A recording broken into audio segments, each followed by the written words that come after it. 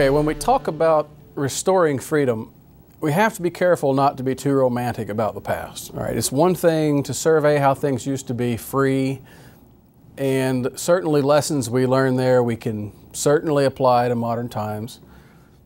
It's another thing, however, to think that the goal is to return everything to the same state it was in back in 1776. We can't return to that world. We're not going to. Not socially, not technologically, certainly, culturally, geographically, demographically, economically. It's just not possible. But there are certainly, as I said, many ideals we can take from that time and restore today, and we should. After all, liberty and neighborliness, righteousness, things like that don't change over time. The highest morals and ethics of Christianity don't change. The ideals of life, liberty, and property don't change. The ideals don't change. Rather, it is how committed we are to the ideals that makes the changes in society. That's what we're going to talk about. So how do we restore the ideal of individual and economic freedom in education? Well, obviously, you're not going to change this whole system overnight. People say, let's abolish the public school system. Well, I agree with that, but it's not going to happen overnight. So you commit personally to what you can do personally, and then begin to model that and persuade others from that. And the first step that you can take can be stated very simply. And for many people, it can be performed tomorrow if they're willing. Don't accept the benefit. Don't accept the apparent benefit that comes with government control. If you don't want the trap, as we've said, don't take the cheese. And so in this scenario, it is pull your children out of public school. Now you may say, if you've never thought of this, that it sounds crazy, especially in the grand scheme of things. You may think education, well, that's the one area that's not so bad. I can leave that alone for the time being while we go over here and fix the really big problems that need to be fixed in Washington. And of course, that mentality has been around for well over a century, and look how much has been fixed. Okay? It's a myth. It's totally backwards. If you can't rein in the socialism in your own house and in your own county, and your family's complicity in that, okay, you don't have a chance at all of changing anything greater than that. And if you did change Washington first, it wouldn't matter because you'd still be practicing socialism in your own house, in your own county, in your own state. So why do I say this is the one area that you can take control over now? Why do I say it's the first point of which you must start? Why do I say it's the one area that you can have the greatest impact right now? Well, here's why. In later talks, we're going to talk about things like the role of the Supreme Court, okay, the Federal Reserve System, fiat money, the Constitution. You can't change these things. Okay? You don't have any control over what currency you use, unless, of course, you live in a very tightly controlled community that relies purely on barter. But here's a nota bene, not even the Amish do that. Okay? You have absolutely no power to change those things. You have very little in the way of alternatives at this point. For all practical purposes in those areas, we're stuck with tyranny. Although, not to be too pessimistic, we will discuss things that we can do of that type in the future, in a future talk, and steps that we can take to work it out. But in things going on at the federal level, the best you can do right now is vote, in many cases. And that vote is one vote among a couple 100 million. And so that's about like thinking you're going to stop a tsunami by building a sandcastle. Okay? Okay, but in the area of education, you can take nearly complete control of it right here and right now. There's no election required, no legislation required, no vote impending, no amendment to the Constitution required. You don't have to hire a lawyer to do it. You don't have to call your congressman. There's no legal, social, or economic barrier preventing you from being free in this area. It is purely 100% a lifestyle decision. And that's why I say, if we don't reassert liberty here first, we won't really do it anywhere else. It'll show us that we're not serious about doing it. Because if you're not willing to make changes when and where we can, then you certainly won't do it where you can't. If we're not willing to make the sacrifices in our lifestyle necessary in order to take personal responsibility in an area that's right in front of us, where it's perfectly legal and able to be done, then anything beyond that's an absolute parade of showmanship. In such a case, here's what we're doing. We're devoting tons of time and effort and maybe even money to things that can only have marginal effects at best, while yet neglecting the one thing that can have major effects, only because it will cost us the devotion, and get this, of a little extra time and effort and money to do so. Okay? So we'll spend countless hours and energy going to political campaigns and rallies and speeches and waving flags and signs and passing out buttons and bumper stickers, watching the news every night to see what politician on what side said what, and posting the video on YouTube and sharing it on Facebook and all this kind of stuff, reports and interviews and news clips. And we'll add our own commentary to it. We need more guys like this in office. You know, I wish this guy was the president. Or the converse of that. You know, countless thousands of criticisms we can throw at these things, and I do it too. But why do we react this way to a society that's not free, instead of concentrating our time and energy on taking back what freedom, where we're perfectly free to do so, and that we can begin, and it's right there in front of us to take. Okay? That speaks volumes as to why we're in the shape we're in. Okay? We've taken the benefit. We take the easy way out, the path of least resistance. And our attempts after that to regain freedom at farther levels simply reflect that lower complacency. Okay? It's easy to mount a bumper sticker. It's easy to go to a rally. It's easy to get in a group and shout at the marble facade of a state building that houses corrupt politicians and pretend we're making progress. There is some effect to it, by the way. I don't mean to deny that. But it's easy to click on that internet link. It's easy to share on Facebook. It's easy. We do what is easy. But homeschool a child? Pay for private school? We've got 1,000 reasons why we wouldn't, shouldn't, couldn't do such a thing. And I'm telling you that in all but a minority of cases, those thousands of reasons are all excuses. Okay? We have to work for liberty. We have to make efforts where we can. All government must begin with self-government. We've all heard that. And the moment you believe it's legitimate to use law to govern someone else so as to benefit yourself, you've sown the seeds of the destruction of Christianity and liberty. And it just so happens that the easy way out means just that. It is the destruction of Christianity and liberty. And we have to reassert individual responsibility where we can. And you can. If ever there were an area of life in which people today need to hear the mantra, yes, we can, it's in the area of reasserting individual control in education. So what does this mean on a personal level? Well, it'll depend, of course, on your personal situation, your family situation. It will depend on what alternative to government school you choose.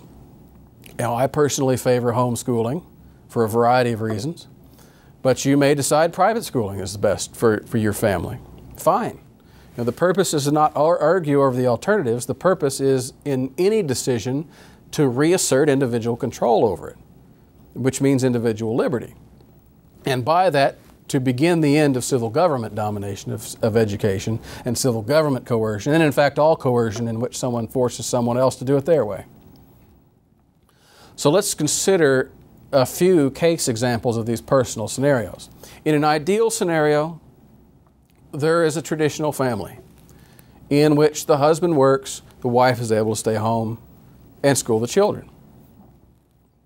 In a traditional family setting like that, if children are currently in government schools, the only changes that need to be made are very minor, especially if the decision is simply to switch to a private school.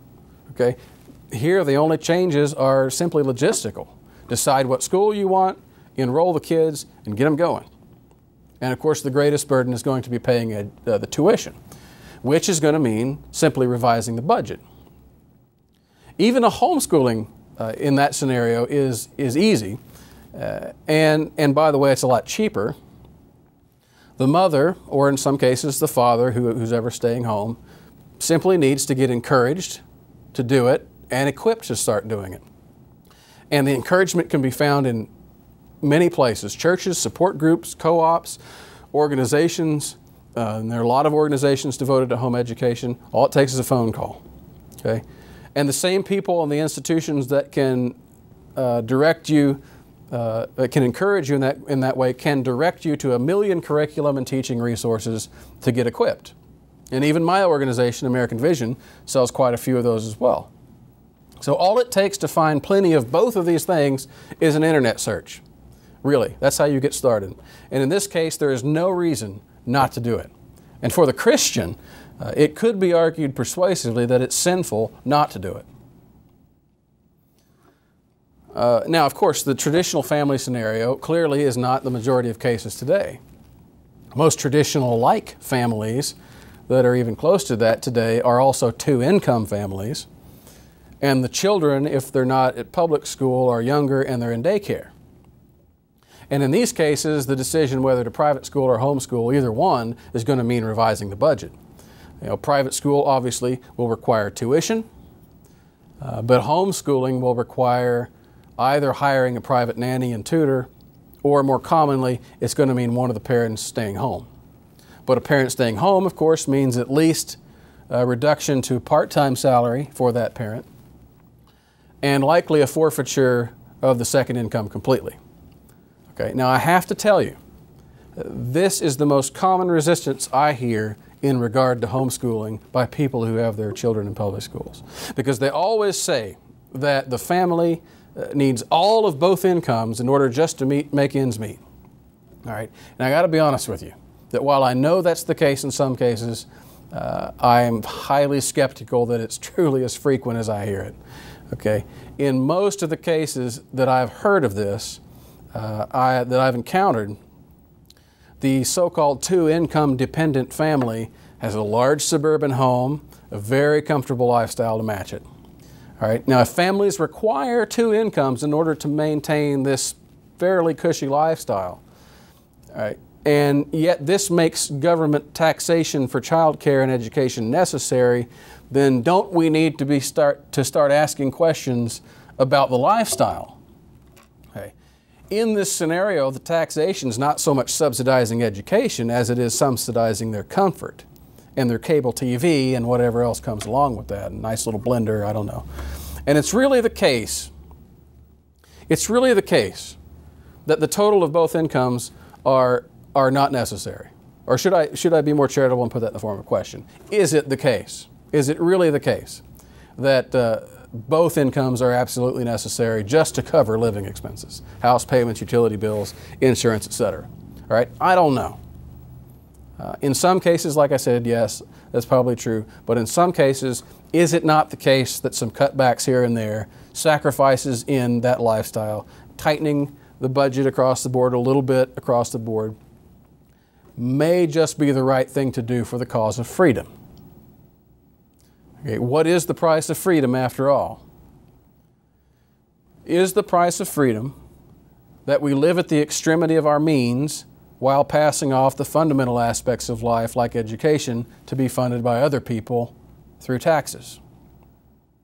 And even in a case where two-income family honestly does require the fullness of both incomes just in order to survive, to make ends meet, should not there be some soul-searching into the way such a lifestyle is funded and the type of lifestyle anyway, if it depends on taxation? Okay. Should not there also be a question about living beyond our means at the expense of other people in general? Okay. Is that a moral and a right? Is that freedom? But in addition to this, of course, there are the really actually difficult cases, and in which I regard anyway, and that's single-parent families. How in the world can we expect a single parent to work and provide the necessities of life and at the same time homeschool? All right. how can we expect a single mom to be able to afford the type of salary that will pay for a private school? Well, I don't think that latter issue is as difficult as the homeschool issue, certainly not. A single mom is really not a whole lot different than a single income, a one income household, in the sense of the amount of income coming in and the burden necessitated on that to pay private school institution. And in these cases, by the way, many churches which have private schools will give discounts to church members. But at any rate, many private school institutions are not that much higher than daycare rates, so a single mom who's working just to keep her kid in daycare and pay the bills is not going to have a huge jump when she moves them to private school. But the homeschooling single mom is a dilemma, and it is definitely difficult. Okay, and yet even here, depending on state requirements, depending what state you're in, nothing says you have to homeschool during the day. I mean, you can find the required number of hours in the afternoon and in the evening. In fact, I personally know at least one business class working woman who was single and had a child, and she successfully homeschooled that child on into their teenage years. So I know it can be done. I'm not saying it's easy by any means. I don't want to make light of that, but it can be done. The only real question here is the same question at the root of all of these cases, and it's this: what lifestyle changes are you willing to make in order to restore freedom in this area? Okay, what sacrifice are you willing to make to restore freedom? So here are just a few practical tips, all right? Here are a few practical steps. First, educate yourself on the matter. Educate yourself to the process of beginning, of managing your decision after it's made, whether it's going to be homeschool or private school. Follow the track. Really, the easiest way here to begin is, like I said earlier, go to Google. Type in something like, how do I get started homeschooling? And then add to that the name of your state, because like I said, every state has slightly different laws. So you put that in there, you hit return, and I'm promising you're going to be able to choose from a huge, endless list of helpful sites, and the top few are probably going to be professional organizations that are very popular in your state, and they'll all be helpful. Okay, now for example, in my state, for example, is Georgia. And if you do the same process I just told you, you'll get several things at the top of the list, and one of them is going to be the Georgia Home Educators Association. All right? Now, I'm not plugging them. I don't have any particular connection to them. I'm just saying that's how it works out. The big boys are usually at the top of the list. All right? Study, especially the relevant laws for compulsory attendance, and usually these organizations are helpful in that regard, for reporting and all the things necessary to run a homeschool. All right, now find out exactly how to initiate your homeschool locally, if that's necessary, and what is required of you beyond that. Okay, now once you get that in place, those same organizations really will probably be able to direct you to all kinds of resources that are available for curriculum in all price ranges, and I would suggest you spend some time. Read reviews, talk with people online, ask questions, go to conventions or support groups, talk to people in person, get advice, get opinions, talk with people that know. And when all this is done, make your educated decision. Okay?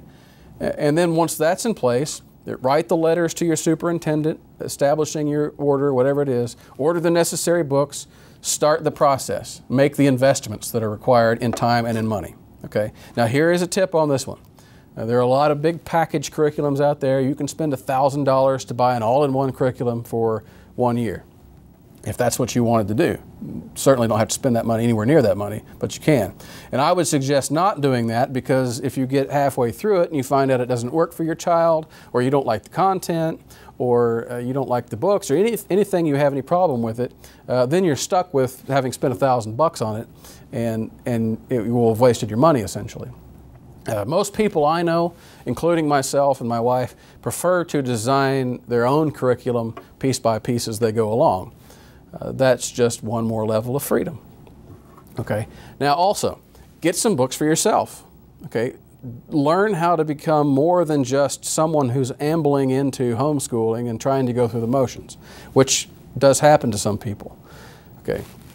Instead, learn how to become an effective communicator. Learn to be a good teacher, learn to be a good planner, learn to be a good organizer, learn how to occupy your child's time when they're bored, and learn how to become a good scholar yourself.